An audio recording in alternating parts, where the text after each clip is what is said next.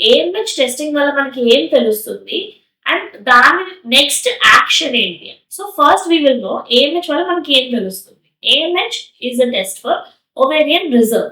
అంటే మనకి సుమారుగా ఒక ఐడియా వస్తుంది అనమాట మనకు ఓవేరియన్ రిజర్వ్ ఎలా ఉంది.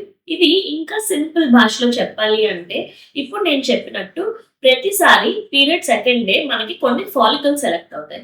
ఇవి ఎన్ని ఫాలికల్స్ సెలెక్ట్ అవుతాయి దాన్ని బట్టి క్వాలిటీ, ఎగ్ క్వాలిటీ ఎలా ఉంది, ఇంకా మనకి ఫర్టిలిటీ రేట్ ఎలా ఉంది కూడా మనం తెలుసుకోవచ్చు. ఇప్పుడు ఒకరికి నార్మల్ గా 10 in each ఓవరీ పెరుగుతున్నప్పుడు వాటిలో అట్లీస్ట్ ఒక 2-3 మంచి క్వాలిటీ ఉంటాయని మనం అనుకుంటాం అనమాట. ఇంకా ఎక్కువ కూడా ఉండొచ్చు. బట్ అదే పీరియడ్ సెకండ్ డే లో జస్ట్ 2 ఒక ఓవరీలో 1 or 2 ఒక ఓవరీలో పెరుగుతున్నప్పుడు ఏమవుతుందంటే ఇన్ జనరల్ క్వాలిటీ కూడా తక్కువ ఉంటుంది అని మనం అనుకోవచ్చు. అండ్ వాళ్ళకి పిల్లలు పుట్టడానికి ఎక్కువ సమయం పట్టొచ్చు. ఇది చాలా జాగ్రత్తగా వినండి. ఏఎంహెచ్ తక్కువ ఉంది అంటే ప్రెగ్నెన్సీకి సమయం ఎక్కువ పట్టొచ్చు, కానీ ప్రెగ్నెంట్ మీ అంతట మీరు కారు అని మాత్రం కానే కాదు.